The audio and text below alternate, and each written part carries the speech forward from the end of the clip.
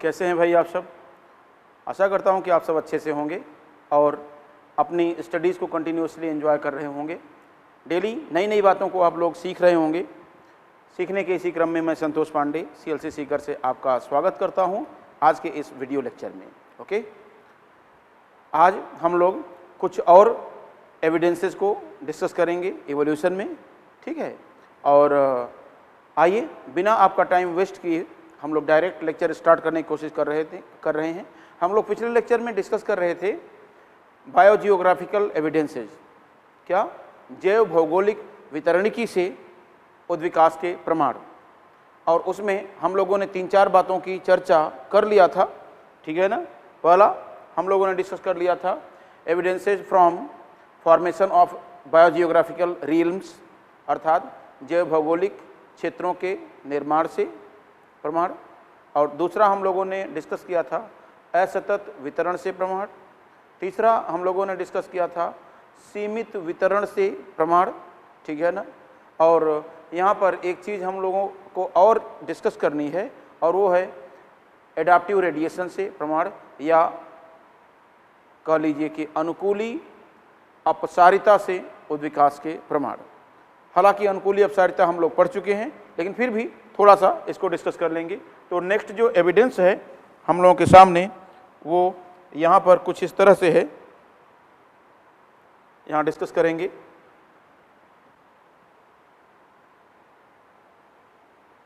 हाँ जी, यहाँ हम बात करने जा रहे हैं कि 4th पॉइंट हो जाएगा कि एविडेंसेस फ्रॉम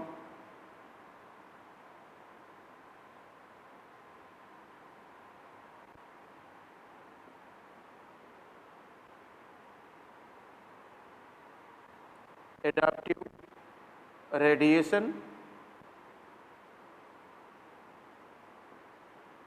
या अनुकूली अपसारिता से प्रमाण, या अनुकूली विकिरण, ये भी हम कह सकते हैं, अनुकूली विकिरण से प्रमाण, इस तरह से। और सबसे पहले यहाँ हमें ये देखना होगा कि अनुकूली विकिरण होता क्या है। तो यहाँ पर देखेंगे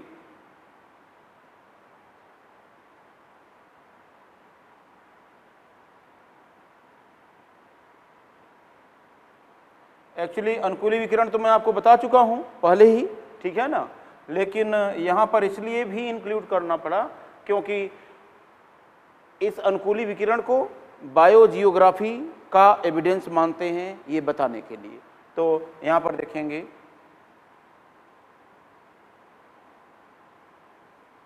एडाप्टिव रेडिएशन,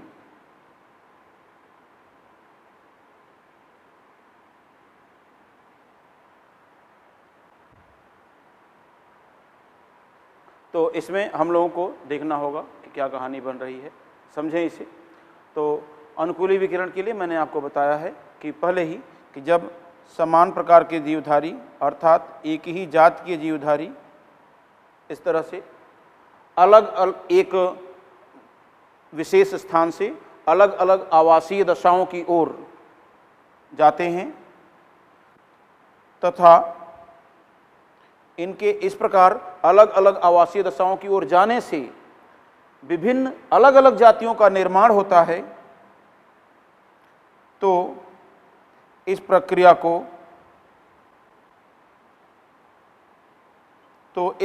को अनुकूली विकिरण कहा जाता है। इसको हम क्या कहेंगे? समान जीवधारी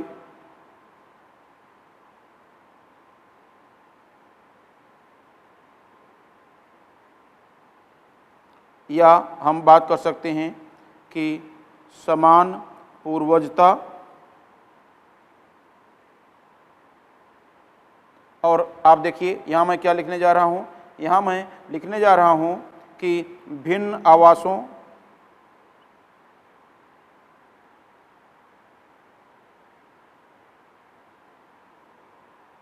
की ओर जाना, और यहाँ पर नीचे हम लिखेंगे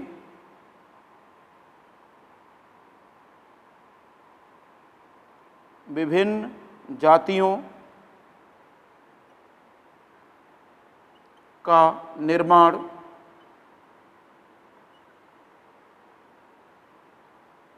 या विकास। और ये सभी जातियां समान पूर्वजता वाली जातियां हैं या भिन्न पूर्वजता वाली, तो आप कहेंगे समान पूर्वजता वाली।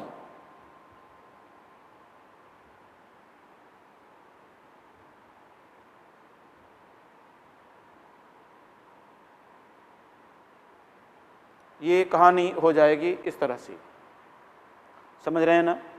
तो इसमें हम लोग देखें, इसमें कंडीशन को क्या कहें, तो इसको आप समझें। देखिए कुछ इस तरह से। अब तो कैसे डिफाइन करेंगे, तो आप जानते हैं कि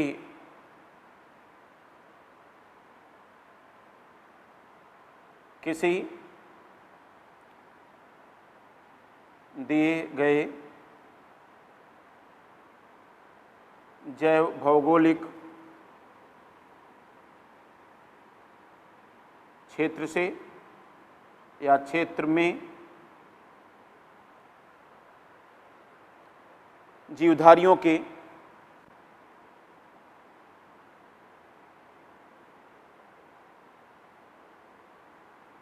या हम बात करें समान जीवधारियों के, ये कर लेते हैं, ठीक है ना।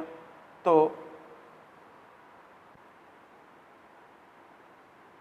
समान जीवधारियों के एक आवास या एक बिंदु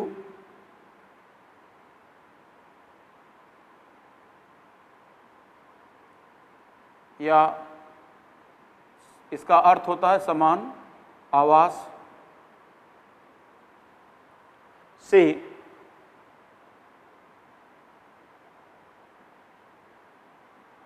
भिन्न आवासीय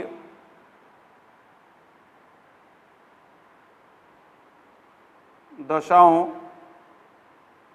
या जैव भौगोलिक क्षेत्रों की ओर जाने से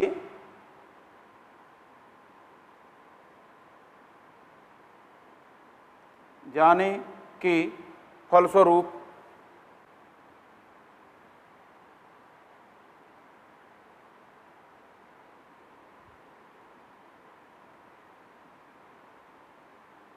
विभिन्न जातियों के विकसित होने की प्रक्रिया को अनुकूली विकिरण कहते हैं।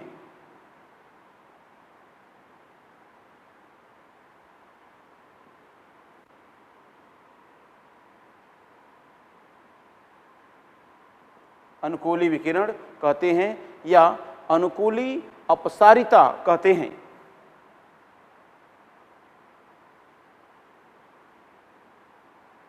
अनुकूली अपसारिता कहते हैं। अब इंग्लिश में इसी को क्या कहेंगे, तो इंग्लिश में इसी को कहते हैं, आप ध्यान दें, दैट इज एडाप्टिव रेडिएशन या एडेप्टिव कन्वर्जेंस।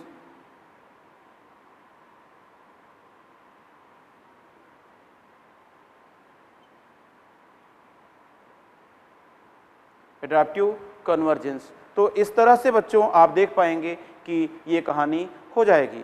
अब सवाल उठता है कि एडेप्टिव रेडिएशन या अनुकूली विकिरण के उदाहरण कौन कौन से हैं। तो इसमें आप देखेंगे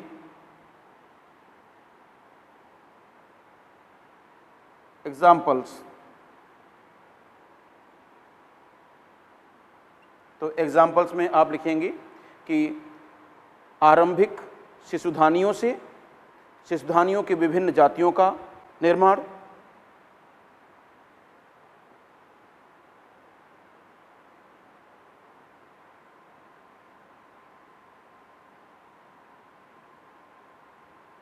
आरंभिक शिशुधानियों से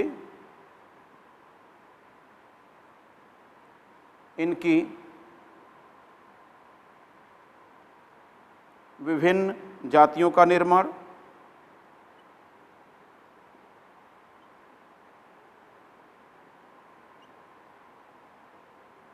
और इसी तरह से प्लेसेंटल में भी ले लेंगे तो आप लिखेंगे आरंभिक अपरास्तनियों से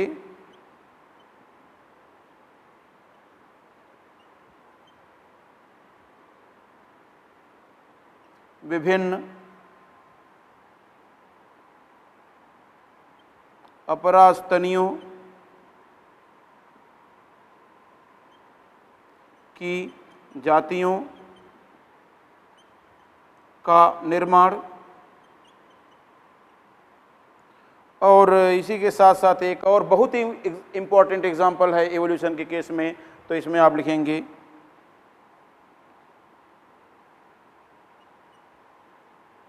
बीज खाने वाली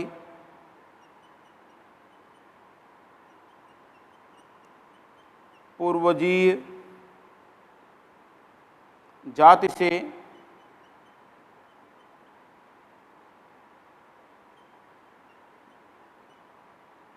डार्विन की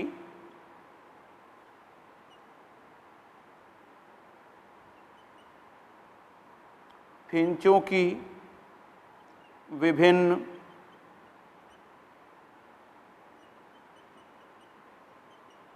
जातियों का निर्माण। तो ये तीन इम्पॉर्टेंट एग्जाम्पल्स हैं जिनको आप देख सकते हैं। और इसी तरह से अगर हम और आगे बात करें तो हम ये भी कह सकते हैं कि आरंभिक कीटों से कीटों की विभिन्न जातियों का निर्माण, तो ये भी एडाप्टिव रेडिएशन का एग्जाम्पल हो जाएगा। तो इस तरह से ये अर्थात हम कह सकते हैं समान पूर्वजों से विभिन्न जातियों के विकसित होने की प्रक्रिया को एडाप्टिव रेडिएशन कहा जाएगा, जैसा कि यहाँ पर आपको दिखाया गया है। क्लियर है ना? तो ये चीज़ आप यहाँ पर डायग्राम के साथ और ये एग्जाम्पल के साथ आप नोट कर लेंगे। क्लियर? तो चलिए इसके बाद आगे की बात करते हैं हम लोग।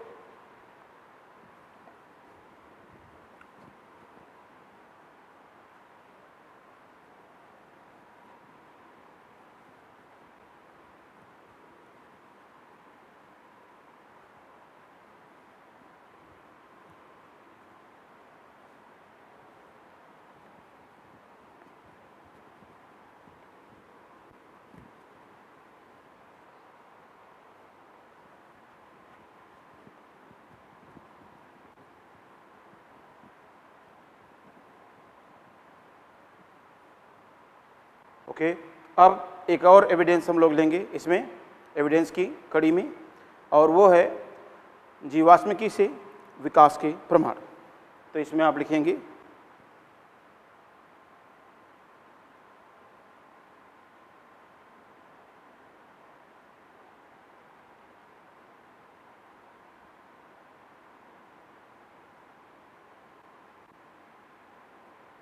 जीवाश्मिकी से प्रमाण, अर्थात हम इसे कह सकते हैं कि एविडेंसेस फ्रॉम पैलियोंटोलॉजी। जी हाँ, अब एविडेंसेस फ्रॉम पैलियोंटोलॉजी की बात करें तो इसमें आपको देखना होगा ये जीवाश्मिकी का अर्थ क्या है। जीवाश्मिकी का अर्थ है कि स्टडी ऑफ फॉसिल्स।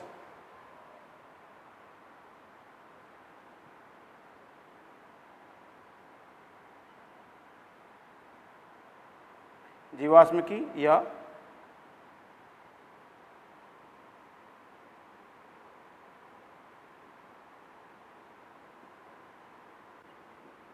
जीवाश्मों का अध्ययन।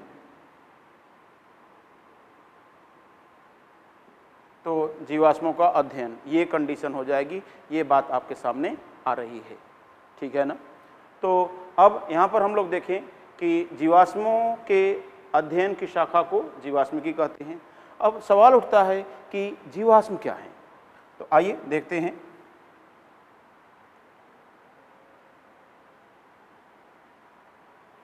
जीवाश्म या फॉसिल्स। अब जीवाश्म या फॉसिल्स की बात अगर हम करते हैं तो जीव का अस्म अर्थात जीव का अंश, जीव का बचा हुआ अवशेष, ये कहलाता है जीवाश्म, ठीक है ना। तो यहाँ पर आप देखेंगे कि डिफाइन कैसे करेंगे इसको, तो इसे सिंपली आप कह सकते हैं कि चट्टानों में या दलदल में या बर्फ़ के नीचे, समझ रहे हैं ना, या लावा के भीतर किसी जीवधारी का मृत शरीर या मृत शरीर का कोई अवशेष अगर मिलता है तो ऐसे अवशेष को जीवाश्म कहा जाएगा। तो आप लिखेंगे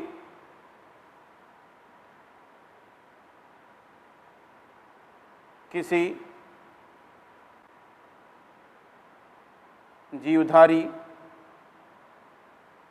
का मृत शरीर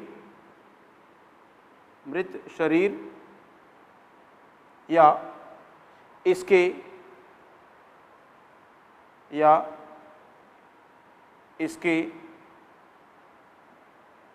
शरीर के कठोर भाग या इनके होने से संबंधित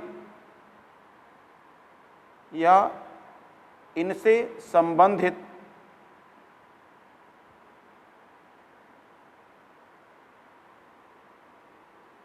कोई भी प्रमाण या अवशेष जो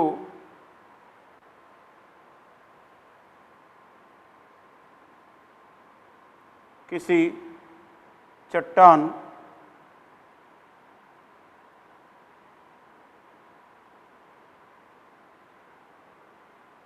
बर्फ लावा एम्बर आदि में पाया जाता है उसे जीवाश्म कहते हैं।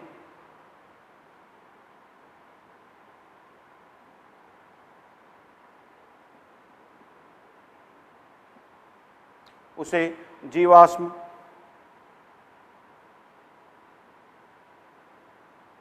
कहते हैं।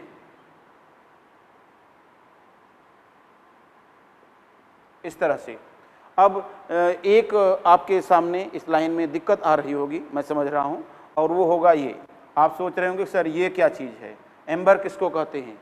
तो यहाँ पर हम आपको बताएं,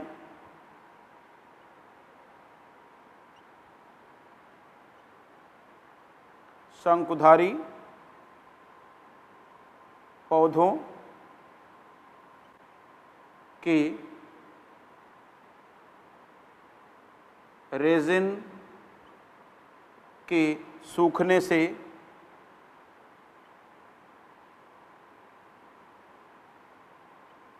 बनी ठोस रचना।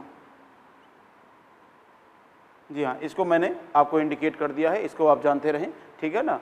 शंकुधारी जैसे कोनीफेरस प्लांट होते हैं, उनसे स्रावित होने वाला जो रेजिन होता है, वो रेजिन जब हवा के संपर्क में आकर के सूख जाता है, ठोस हो जाता है, तो उस ठोस रचना को एम्बर कहते हैं। क्लियर। तो इस तरह से जीवाश्म।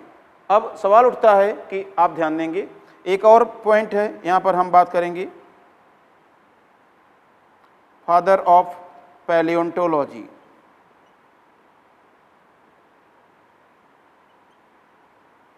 अर्थात जीवाश्मिकी के जनक। ये कौन है, तो इसमें आप लिखेंगे क्यूवियर, जॉर्ज सी क्यूवियर इनका पूरा नाम है।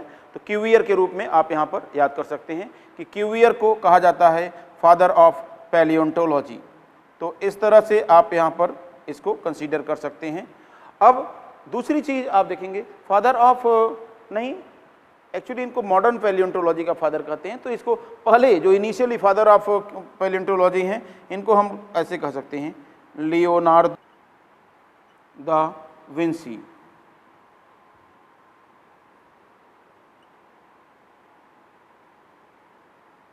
लियोनार्डो दा विंसी ये हैं फादर ऑफ पैलियोंटोलॉजी। अब यहाँ पर हम बात करेंगे कि क्यूवियर क्या हैं, तो इनको कहा जाता है father of modern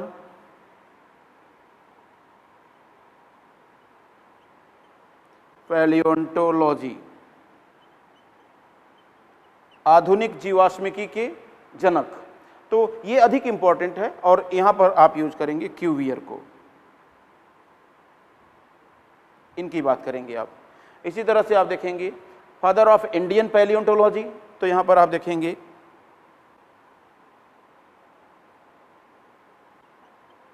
father of Indian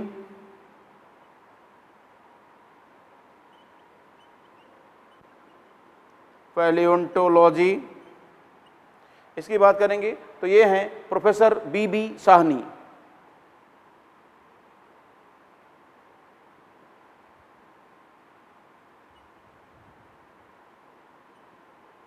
B Sahni, और यहाँ पर आप देखेंगे कि बी साहनी की बात करेंगे तो इसको आप देखेंगे ये क्या थे, ये एक फेमस पैलियो बोटेनिस्ट हैं। आप ध्यान दें, ए फेमस पैलियो बोटेनिस्ट। अब आपके मन में एक सवाल आ रहा होगा कि सर ये पैलियो बोटनी क्या होती है, तो मैं आपको यहाँ पर बताऊं कि सिंपली आप देखेंगे जीवाश्मिकी की दो प्रमुख शाखाएं हैं, ठीक है ना। तो इसमें आप देखेंगे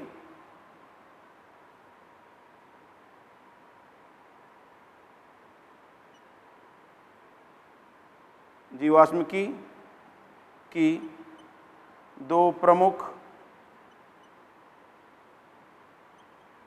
शाखाएं, जी हाँ। अब ये हैं, आप देखिए, एक तो पैलियोजोलॉजी है,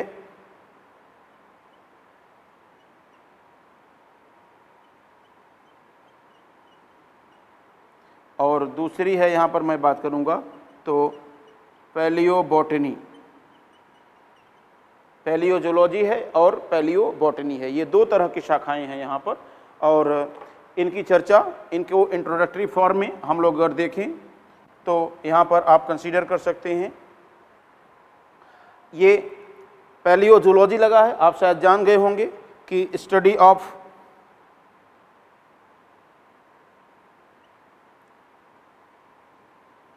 एनिमल फॉसिल्स, और इसके लिए हम लोग कहेंगे कि स्टडी ऑफ प्लांट फॉसिल्स।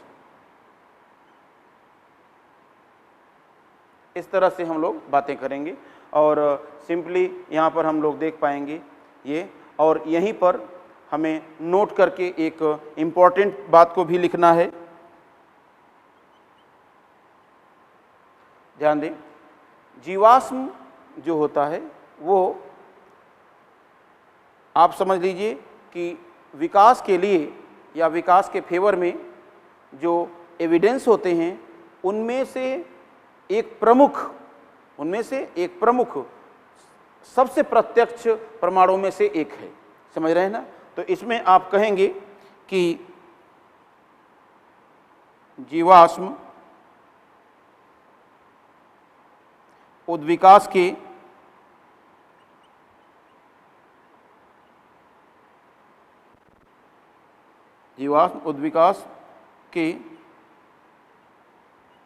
सर्वाधिक प्रत्यक्ष प्रमाणों में से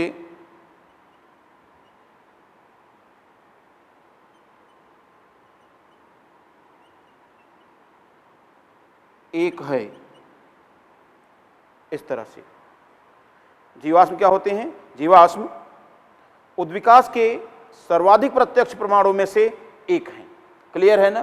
these are one of the most direct evidences of evolution. तो इस तरह से आपको यहाँ पर देखना होगा। अब सवाल ये उठता है कि ध्यान दें,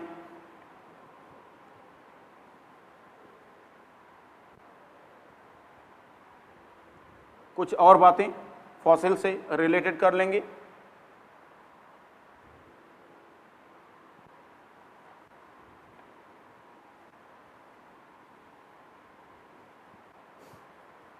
हाँ जी, यहाँ पर हम लोग बात करेंगे कि जीवाश्मों से संबंधित कुछ और बातें कर लेते हैं। तो इसमें आप देखेंगे जीवाश्म के निर्माण की जो प्रक्रिया होती है वो कैसे होती है, ठीक है ना। तो जीवाश्म के निर्माण की प्रक्रिया तब होती है जब किसी जीवधारी की मृत्यु हो जाए और वह समुद्र की तली में बैठ जाता है और उसके ऊपर लगातार अवसाद जमा होते जाते हैं, तो धीरे धीरे उसका शरीर वहाँ पर परिरक्षित हो जाता है। वहाँ पर उसका शरीर क्या होगा, धीरे धीरे प्रिजर्व हो जाता है, या उसके शरीर का कोई भाग प्रिजर्व हो जाता है, सुरक्षित रह जाता है।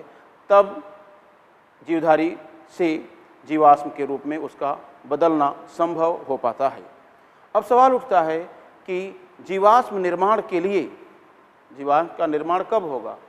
जब जीवधारी के मृत शरीर के साथ बहुत सारे बैक्टीरिया भी वहाँ पर पहुँच जाएं उसके शरीर का विघटन करने के लिए, या वहाँ पर सूक्ष्म जीवियों का विकास न हो। तो आप कहेंगे बिल्कुल, जब जीवधारी के मृत शरीर ऐसी दशा में हो जहाँ पर सूक्ष्म जीवियों का विकास न हो या कम से कम हो, तब वहाँ पर जीवाश्म के सुरक्षित रह पाने की संभावना अधिक होती है। जीवाश्म निर्माण की प्रक्रिया को क्या कहते हैं? इसके निर्माण की प्रक्रिया को पेट्रिफिकेशन कहते हैं। समझ रहे हैं ना, क्या कहते हैं?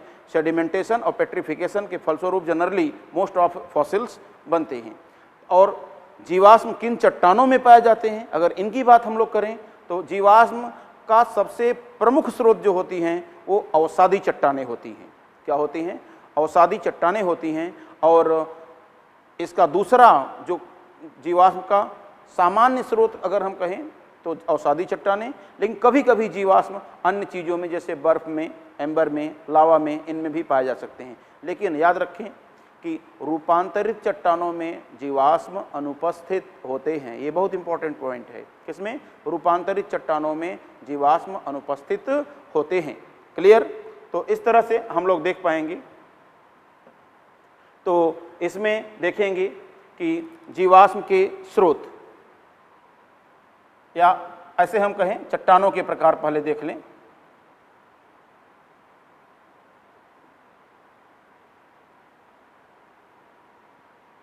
चट्टानों के प्रकार की बात कर लेंगे तो चट्टानों के प्रकार 3 हैं। आप शायद पढ़ चुके होंगे, पिछली क्लासेज में पढ़ चुके होंगे। और ये हैं अवसादी चट्टानें,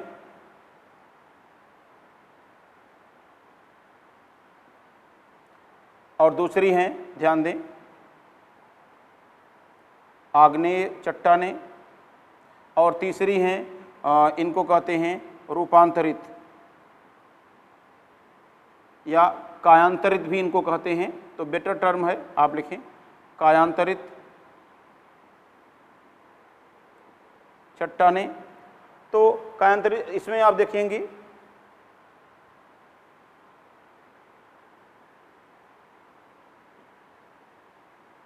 समुद्र की तली में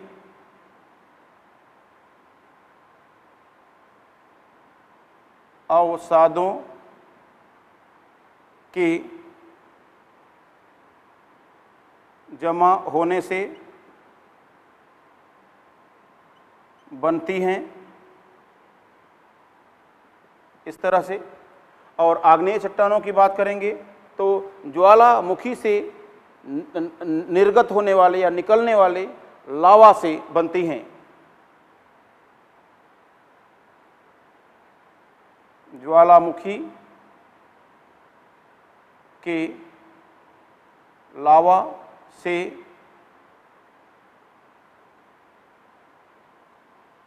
निर्मित। और तीसरी कंडीशन अगर हम लोग देखें तो यहाँ पर आप देखेंगे क्या कहानी बनेगी, उसको आप समझें। तो इसमें आप देखेंगे कायांतरित अर्थात अन्य दोनों चट्टानों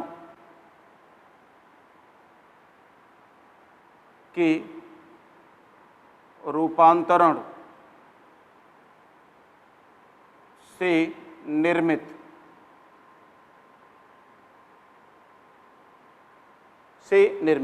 अब सवाल ये उठता है कि यहाँ पर अगर हम लोग देखें कि समुद्र की तली में अवसादों के जमा होने से अगर बनती हैं तो सिंपली यहाँ हम लोग देखें कि क्या कहानी बनेगी भाई। तो इसमें बहुत सिंपल सा मेथड है कि ये प्रमुख स्रोत हैं। तो आप लिखेंगे जीवाश्मों की मुख्य स्रोत हैं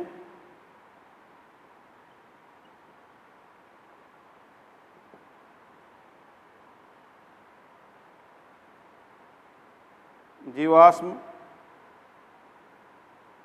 इनमें सीमित होते हैं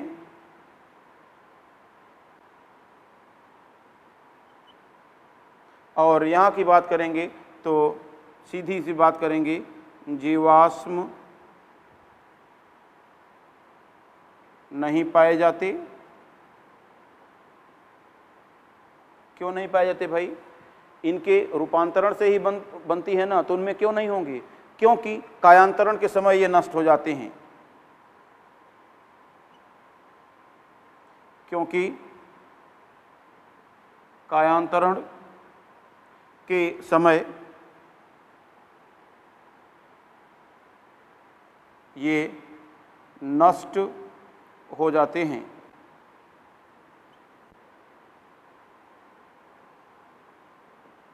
इस तरह से आप देख पाएंगे इन चीज़ों को। तो कुल मिलाकर के आपने थोड़ा सा इंट्रोडक्शन इन चीज़ों का देख लिया। अब हम डिस्कस करने वाले हैं जीवाश्मों के प्रकार। क्या? जीवाश्मों के प्रकार। आइए डिस्कस करते हैं। तो इसमें आप देखेंगे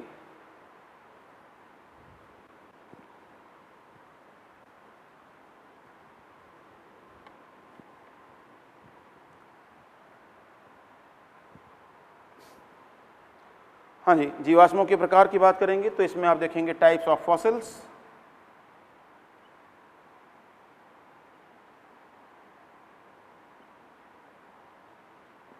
जी हाँ। अब सवाल उठता है ना कि टाइप्स ऑफ फॉसिल्स में क्या कंडीशन होगी। तो सबसे पहले आप देखेंगे नंबर 1, अपरिवर्तित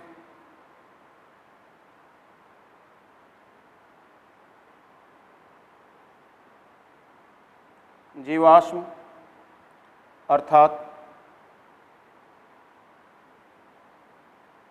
अनअल्टर्ड फॉसिल।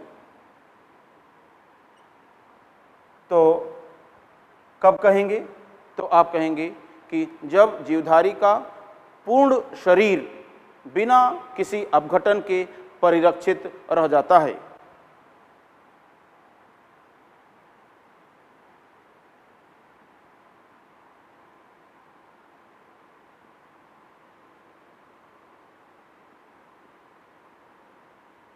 पूर्ण शरीर ही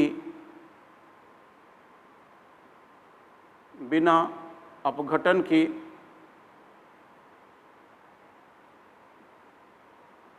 परिरक्षित रह जाता है।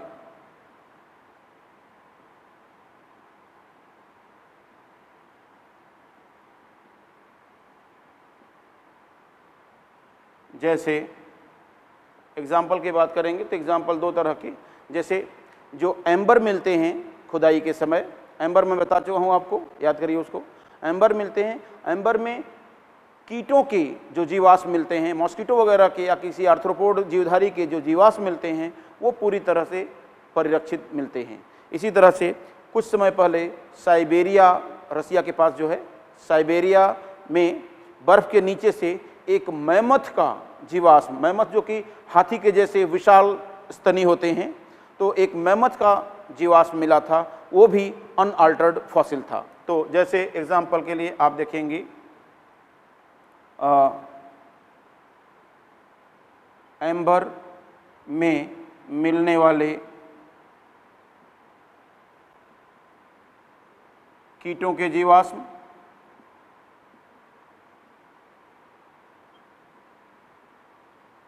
एक तो ये हो जाएगा।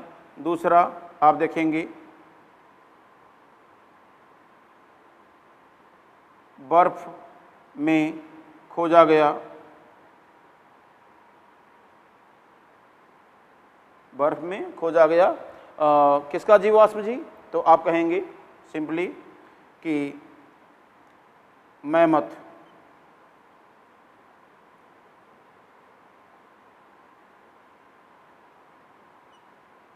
मैमथ का जीवाश्म। इस तरह से, इसी तरह से मैं आपको बताऊं, बर्फ के नीचे से 300-300, 400-400 वर्ष पुराना सैनिकों का शरीर भी कभी कभी मिल जाता है, तो उसको भी इस श्रेणी में रख सकते हैं, क्योंकि उसमें भी अपघटन नहीं हुआ रहता। अपघटन क्यों नहीं होता? क्योंकि बर्फ के उतने नीचे किसी जीवधारी का, माइक्रोब्स का, किसी सूक्ष्मजीवी का वहाँ पर वृद्धि करना संभव नहीं है जो कि शरीर को विघटित कर पाए। क्लियर? इस तरह से। फिर इसी के साथ साथ आप देखेंगे दूसरा हम बात करेंगे तो ये हो जाएगा प्रस्तरीकृत जीवाश्म, और यहाँ पर आप देखेंगे इसे कहा जाता है पेट्रीफाइड फॉसिल, या इसे ये भी कहते हैं अश्मीभूताश्म, या छोड़ दीजिए इसको, सीधा सीधा आप लिखिए, आप लिखेंगे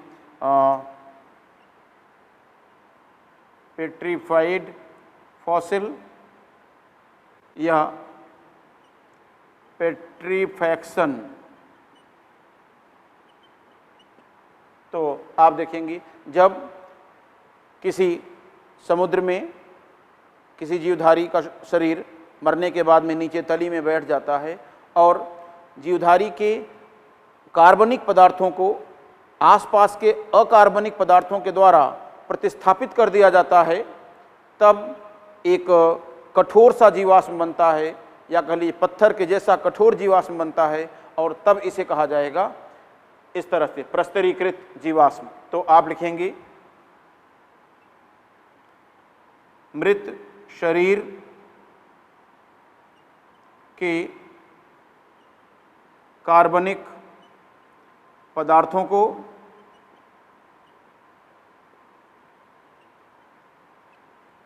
अकार्बनिक पदार्थों द्वारा, या हम बात करें ऐसे लिख सकते हैं आसपास के अकार्बनिक पदार्थों द्वारा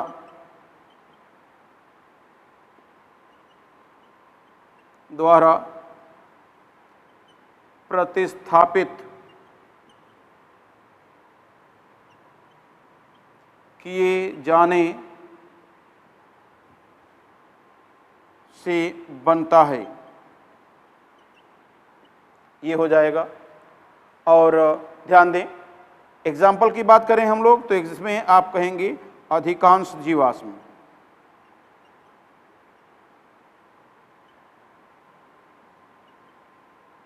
अर्थात जो मोस्ट कॉमन फॉसिल है वो यही है।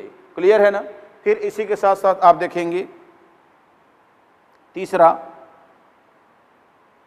छाप या प्रिंट या इम्प्रेशन। इसमें कुछ भी लिखवाने की आवश्यकता नहीं, इसका डायरेक्ट आपको एग्जाम्पल याद रखना होगा। क्या? तो आप लिखेंगे इसमें डायरेक्ट एग्जाम्पल लिखना है, और ये था आर्कियोप्टेरिक्स का जीवाश्म। असल में ऐसे जीवाश्म में जीवधारी का कोई शरीर का भाग नहीं मिलता, बल्कि जीवधारी के शरीर की एक छाप या उसका प्रिंट केवल मिलता है, केवल उसका निशान मिलता है। समझ रहे हैं ना? जैसे एग्जांपल के लिए मान लीजिए यहाँ पर हम बात करें कि इस तरह से कोई चीज़ है, और आज मैं यहाँ पर अपना अंगूठा ऐसे यहाँ पर रखूँ तो मेरे अंगूठे की यहाँ पर एक प्रिंट यहाँ पर देखिए बन रहा है। तो अगर ये प्रिंट जमीन में धंस जाए किसी वजह से और हजारों साल बाद मिले, तो ये पता चलेगा ना कि ये मनुष्य के अंगूठे का प्रिंट है। तो इस प्रिंट को कहा जाएगा क्या? इस तरह का छाप या प्रिंट फॉसिल कहा जाएगा, या इम्प्रेशन फॉसिल कहा जाएगा। ठीक इसी तरह से आप देखेंगे एक और यहाँ पर हमें देखना होगा, और वो है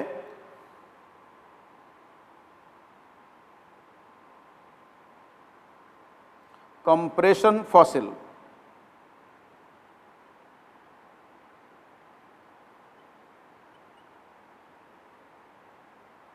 अर्थात संपीडन।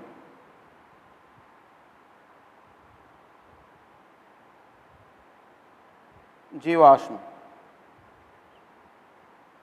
तो अब संपीडन जीवाश्म की बात करेंगे या कंप्रेशन फॉसिल की बात करेंगे, तब बनता है जब किसी जीवधारी का मृत शरीर अत्यधिक दबाव के कारण, मृत शरीर में अत्यधिक दबाव के कारण उसके अकार्बनिक पदार्थ या जलीय भाग हट जाएं और कार्बनिक पदार्थ पतली परत के रूप में परिरक्षित रह जाएं। तो आप देखेंगे इसमें मृत शरीर का या मृत शरीर पर अत्यधिक दाब के कारण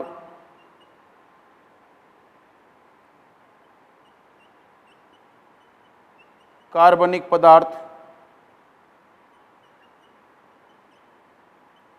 क्या करते हैं, पतली परत के रूप में परिरक्षित हो जाते हैं।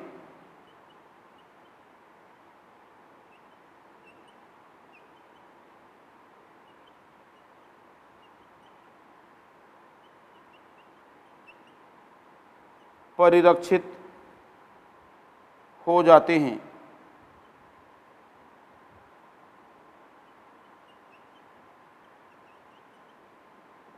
ये कहानी हो जाएगी। और इसमें एग्जाम्पल बहुत इंपॉर्टेंट है, तो एग्जाम्पल के रूप में आप लेंगे कोयला। क्या है, कोयला भी इसी तरह का जीवाश्म माना जाता है। फिर इसी के साथ साथ यहां पर आप देखेंगे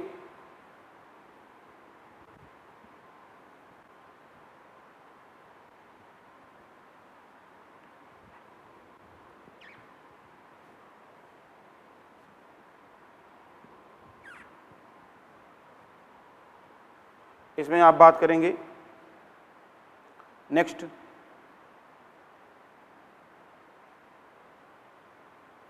सूक्ष्म जीवाश्म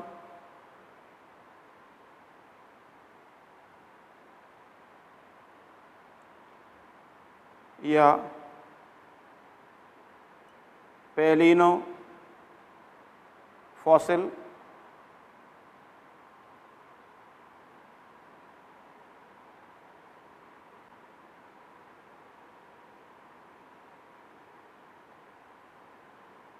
तो इसमें आप देखेंगे सूक्ष्म जीवाश्म या पैलिनो फॉसिल, तो इसमें आप कहेंगे यह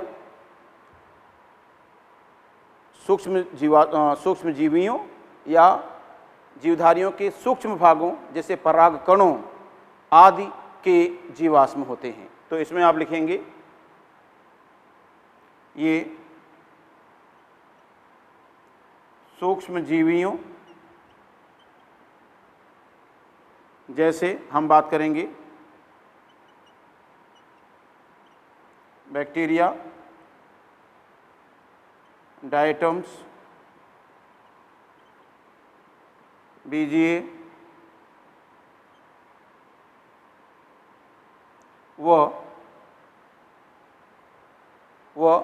परागकणों आदि के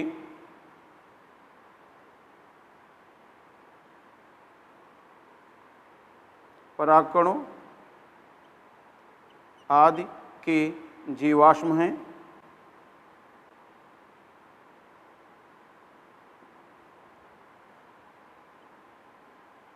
जिनमें वसीय पदार्थ होते हैं।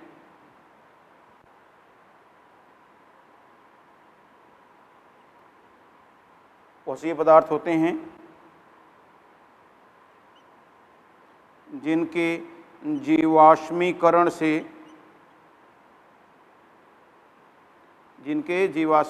से क्या मिलता है, तो आप सिंपली कहेंगे जिनके जीवाश्मीकरण से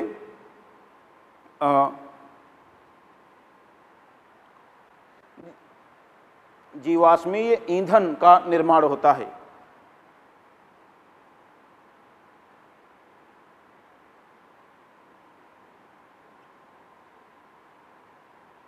जीवाश्मीय ईंधन का निर्माण होता है।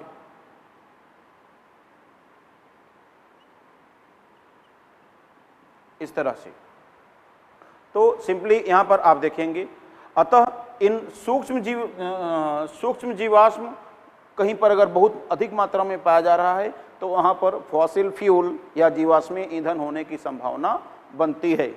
तो आप कहेंगे अतः ये जीवाश्म किसी स्थान पर जीवाश्मीय ईंधन या फॉसिल फ्यूल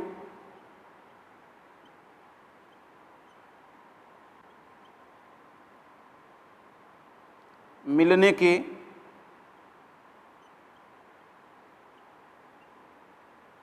सूचक होते हैं।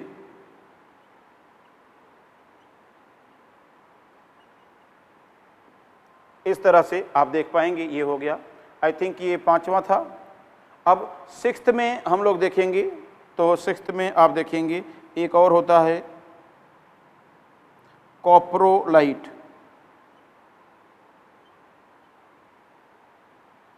तो आप कहेंगे जंतुओं के, ध्यान दीजिए, जंतुओं के मलमूत्र आदि के जीवाश्म।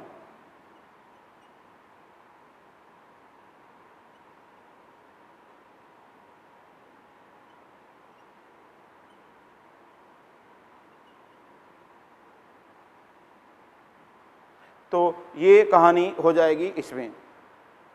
तो मैं उम्मीद करता हूँ कि आपने, ठीक है ना, ये कर लिया होगा। और इसके बाद में एक और है, नोट करके मैं आपको बता दे रहा हूँ। तो ये है आभासी जीवाश्म। यहाँ पर आप बात करेंगे तो इसको कहेंगे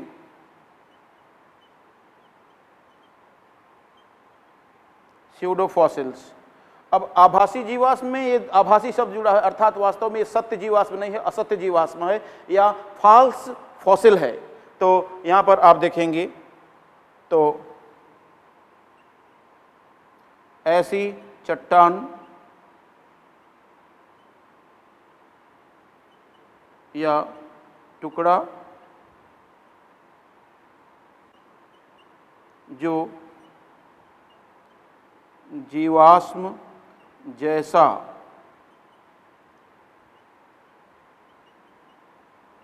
दिखाई देता हो, अर्थात दिखाई देता हो अर्थात ये जीवाश्म है क्या? नहीं, जीवाश्म नहीं है। तो आप लिखेंगे अर्थात ये जीवाश्म नहीं है, ये जीवाश्म नहीं होते हैं। क्लियर है ना? तो इस तरह से आप देख पाएंगे ये टाइप ऑफ फॉसिल की बात आप यहाँ पर कर सकते हैं। क्लियर? तो ठीक है, उम्मीद है कि आपने ये चीज़ समझ लिया है। अब इसके आगे की बात हम लोग आगे अगले लेक्चर में करेंगे, ठीक है ना? तो बच्चों यहाँ पर दीजिए मुझे इजाज़त, मैं आपसे अगले लेक्चर में फिर मिलूँगा, आगे की बातें वहाँ पर होंगी। ओके, थैंक यू, जय श्री।